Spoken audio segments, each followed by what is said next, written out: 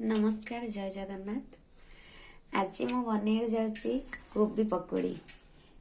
यही कोबी पकोड़ी बनैया कौन कौन सामग्री आवश्यक चलते देखा।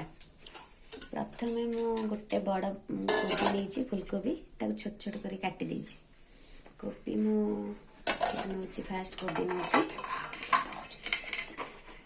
ये गोटे कंसार कोबी नौ।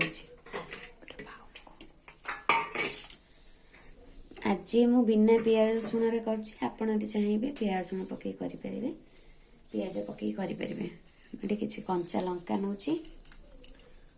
गोटे छोट अदा को एमती छेचिकी नहीं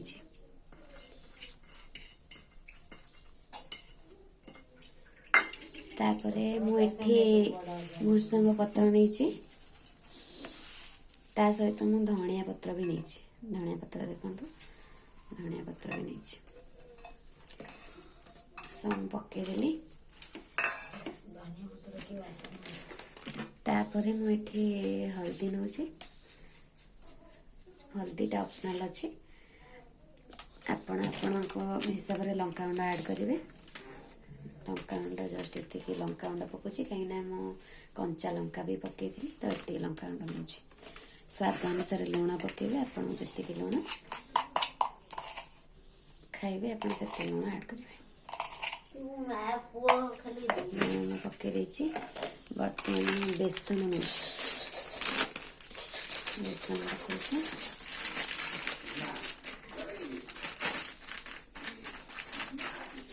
अपन फास्ट भी बेसन देकी तापरे कोबी पकईकी करें किसी एमती ना कि एमती कले आप जापर आपणर कोबी आती जिनस पकई परिवा तादे से अनुसार आपणकर बेसन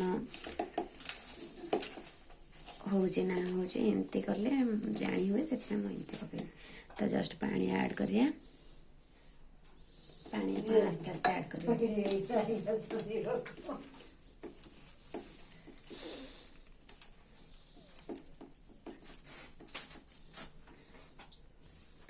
वर्तमान मिक्सचर मु प्रस्तुत कर देछि।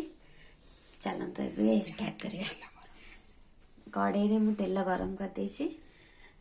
वर्तमान पकोड़ी पकेबा कोबी पकोड़ी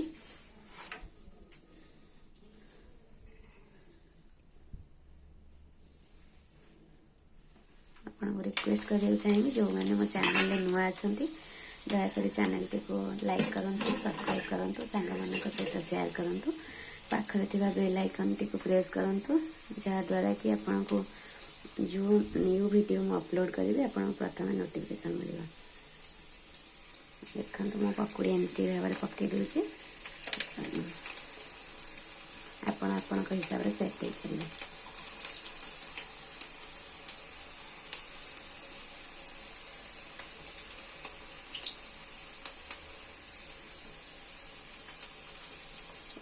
कोविड सिचुएशन अच्छी तो बाहर किसी खाइबा भी भल नुहे निजे घरे प्रस्तुत कर खाइबाटा भी भल तो आराम से बेसी तो किसी सामग्री नहीं कोबी आनिकी करेंगे आप घर कर खाते भल लगे।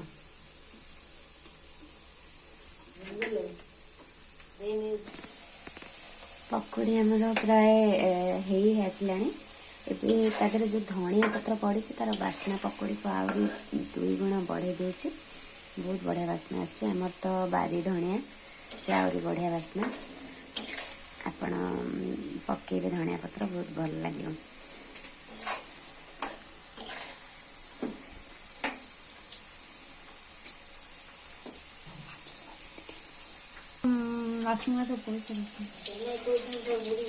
पकोड़ी आमर प्रस्तुत हो पकोड़ी मो छंकार छांकी दूसरी